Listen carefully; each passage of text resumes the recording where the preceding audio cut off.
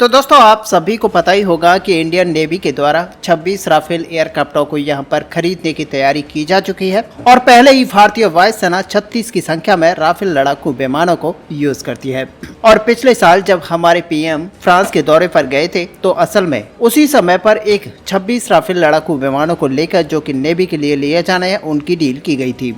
और अब यहां पर रिपोर्ट्स के अंदर ये दावा किया जा रहा है कि इंडियन नेवी को अपनी 26 राफेल लड़ाकू विमानों के लिए और ज्यादा इंतजार नहीं करना पड़ेगा, बल्कि इस साल के अंत तक इन एयरक्राफ्टों के मेगा डील के ऊपर भारत और फ्रांस के बीच में हस्ताक्षर कर लिए जाएंगे। और दोस्तों बेसिकली इस बारे में जानकारी फ्रांस के एक मीडिया पोर्टल मेटा डिफेंस की तरफ से दिया गया है। और मेटा डिफेंस की रिपोर्ट के मुताबिक जुलाई 2023 में जब प्रधानमंत्री नरेंद्र मोदी जी फ्रांस के दौरे पर थे तभी इंडियन नेवी के द्वारा 26 राफेल और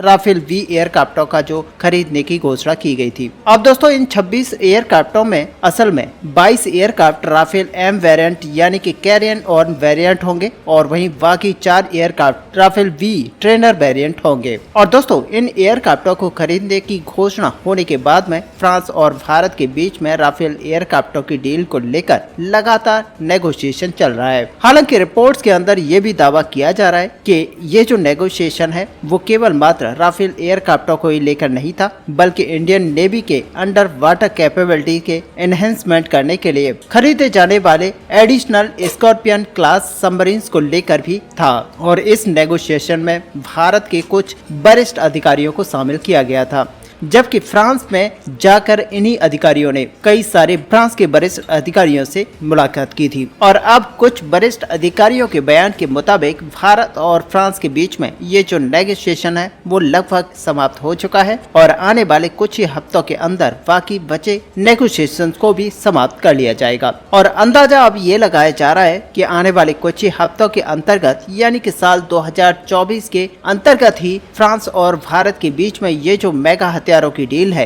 इसे अंजाम दे दिया जाएगा। हालांकि पहले कुछ रिपोर्ट्स के अंदर यह भी दावा किया जा रहा था कि साल 2024 के मध्य तक राफेल एम एयरक्राफ्टों की डील को अंजाम दे दिया जाएगा, लेकिन साल 2024 में जो जनरल इलेक्शन था उसकी वजह से कुछ महीने तक ये जो नेगोशिएशन था वो यहाँ पर पूरी तरह से स्टॉप था और इसी वजह से इस डील को आगे भी नहीं बढ़ाया जा सका था। हालांकि अब आपको ये भी जानना चाहिए कि राफेल एम एयरक्राफ्टों की जो डील है वो इंडियन नेवी के लिए काफी महत्वपूर्ण इस वजह से भी है क्योंकि इंडियन नेवी के पास 2 ऑपरेशनल एयरक्राफ्ट कैरियर हैं और carrier based multi role aircraft केवल मात्र 45 MiG-29 एयरक्राफ्ट अभी भारतीय नेवी के पास हैं। और ऐसे में एडिशनल एयरक्राफ्टों को लेकर ये डील काफी लंबे समय से चल रही थी। और ऐसे में आपको बता दें कि यहाँ पर रिपोर्ट्स के मुताबिक हर समय करीब आधे MiG-29 एयरक्राफ्ट ही वर्किंग में रह पाते हैं, जिस वजह से इन एयरक्राफ्टों के द्वारा जो 2 एयरक्राफ्ट कैरियर की जो रिक्वायरमेंट है उनको पूरी तरह पूरा करना संभव नहीं है। और अगर 26 राफेल एयरक्राफ्टों को खरीद दिया जाता है जिनमें करीब 22 एयरक्राफ्ट यहाँ पर कैरियर बेस्ड होंगे और बाकी के 4 यहाँ पर ट्रेनर वेरिएंट होंगे, तो नो डाउट यहाँ पर राफेल एम एयरक्राफ्ट और MiG-29 एयरक्राफ्टों के मिश्रण के द्वारा दोनों एयरक्राफ्ट कैरियरों के जरूरतों को पूरा कर दिया जाएगा। हालांकि कैरियर बेस्ड मल्टी रोल एयरक्राफ्टों की जो आवश्यकताओं को पूरा करने के लिए स्वदेशी तरीके से engine deck based fighter jet को बनाया जा रहा है, लेकिन अभी रिपोर्ट्स के मुताबिक ये एयरक्राफ्ट इंडियन नेवी के बेड़े में शामिल करने के लिए करीब साल 2035 तक यहाँ पर वेट करना पड़ेगा और जो कि एक बहुत ही लंबा समय है। और इसी वजह से भारतीय नेवी यहाँ पर 26 की संख्या में राफेल एम लड़ाकू विमानों को परचेज कर रही है। हालांकि पहले आपको बता दें कि यहाँ पर जो पूरे एयरक्राफ्टों को खरीदा जाना था वो करीब 57 की संख्या में खरीदे जाने थे, लेकिन बाद में यहाँ पर डिसाइड किया गया कि मात्र 26 की संख्या में राफेल एयरक्राफ्टों को परचेज किया जाएगा, जो कि बराबर दोनों कैरियर एयरक्राफ्ट को ऊपर डिप्लॉय किए जाएंगे। हालांकि यहाँ पर आपको बता दें कि Indian deck based fighter jet को लेकर यानी कि TADBF को लेकर इंडियन नेवी की तरफ से ऑलरेडी कमिटमेंट किया जा चुका है और 45 एयरक्राफ्टों को इनिशियली खरीदने को लेकर जहां पर नेवी तैयार है, तो वहीं अन्य रिपोर्ट्स के मुताबिक जिस तरीके से और भी एयरक्राफ्ट कैरियरों को इंडियन नेवी के लिए बनाने की बात कही जा रही है, तो आने वाले समय में आप मानकर चल सकते हैं कि 100 या उससे भी अधिक twin engine deck based fighter जेटों को नेवी के द्वारा परचेज किया जा सकता है। और अगर इंडिजिनस एयरक्राफ्ट कैरियर 2 के बाद में एक सुपर कैरियर के रूप में एक इंडिजिनस कैरियर को ऐड भारतीय नेवी के अंदर किया जाता है तो यहाँ पर बड़ी संख्या में twin engine tank based fighter jet को उसके लिए भी परचेज किया जाएगा। और जिस तरह से आज की डेट में डिफेंस प्रोजेक्ट्स के अंदर अलग अलग तरीके से डिले यहाँ पर देखे जा रहे हैं तो वहाँ पर एक बहुत ही बड़ा कंसर्न ये बना हुआ है कि अगर इंडियन आर्म फोर्सेस को मॉडर्नाइज करना है तो केवल मात्र इन प्रोजेक्टों के ऊपर ही ध्यान नहीं देना पड़ेगा बल्कि उसके साथ ही प्रोजेक्ट में होने वाले डिले को भी यहाँ पर खत्म करना पड़ेगा और साथ ही बहुत ही जल्द इन प्रोजेक्ट्स को बनाकर तैयार करना पड़ेगा। ऐसे में आपको पता ही है कि राफेल एम एयरक्राफ्टों की जो ऐतिहासिक डील है उसको लेकर इतना बड़ा खबर आ रहा है तो वहीं आपको बता दें कि बहुत ही जल्द तेजस एयरक्राफ्टों को भी लेकर बताया जा रहा है कि स्पेनिश पायलटों के द्वारा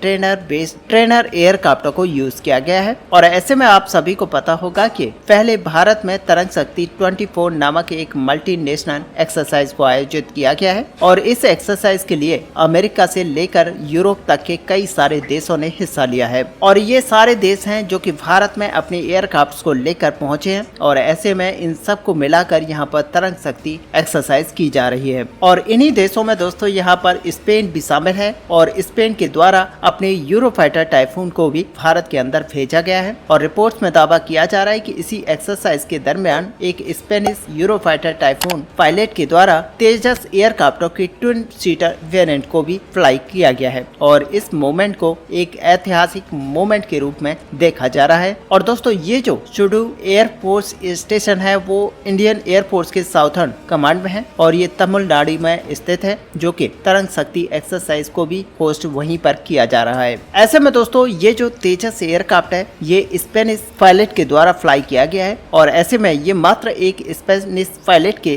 लिए ही यहाँ पर बड़ा अपॉर्चुनिटी नहीं था बल्कि यहाँ पर यूरोप के कई अन्य देशों के पायलटों ने भी अपने अपने हाथ को इस पर आजमाया है और ऐसे में तेजस एयरक्राफ्ट को फ्लाई किया है। ऐसे में दोस्तों अगर देखा जाए तो ये भारत के लिए भी काफी बड़ी अपॉर्चुनिटी है क्योंकि इससे इंटरनेशनल मार्केट में हमारे तेजस की जो डिमांड है वो बढ़ेगी और जिस तरीके से भारत के तेजस को लेकर यहाँ पर कई सारे संशय बने हुए हैं और जिस तरीके से तेजस के डिलीवरी में यहाँ पर डिले देखा जा रहा है वो एक बड़ी समस्या है लेकिन आने वाले समय में इसको भी दूर किया जाएगा और आने वाले समय में होपफुली यहाँ पर तेजस को एक्सपोर्ट भी किया जाएगा। वैसे दोस्तों असल में देखा जाए तो यहाँ पर भारत अपनी एयरफोर्स के लिए भी MRF टेंडर के तहत 114 लड़ाकू विमानों को खरीदने वाला है और इसके भी ऊपर भी काफी तेजी से काम किया जा रहा है। हालांकि यहाँ पर राफेल एयरक्राफ्ट को लेकर जो वरीयता पहली बनी हुई है उसको भी ध्यान में रखते हुए फ्रांस के साथ जो डील है उसको करने की कोशिश की जा रही है लेकिन यहाँ पर जो फ्रांस की डसॉल्ट एविएशन कंपनी है उसकी तरफ से इसकी टेक्नोलॉजी को ट्रांसफर को लेकर यहाँ पर कुछ संशय दिखाए जा रहे हैं जिसकी वजह से ये माना जा रहा है कि बहुत ही जल्द इस डील को किया तो जा सकता है लेकिन यहाँ पर डसॉल्ट एविएशन कंपनी को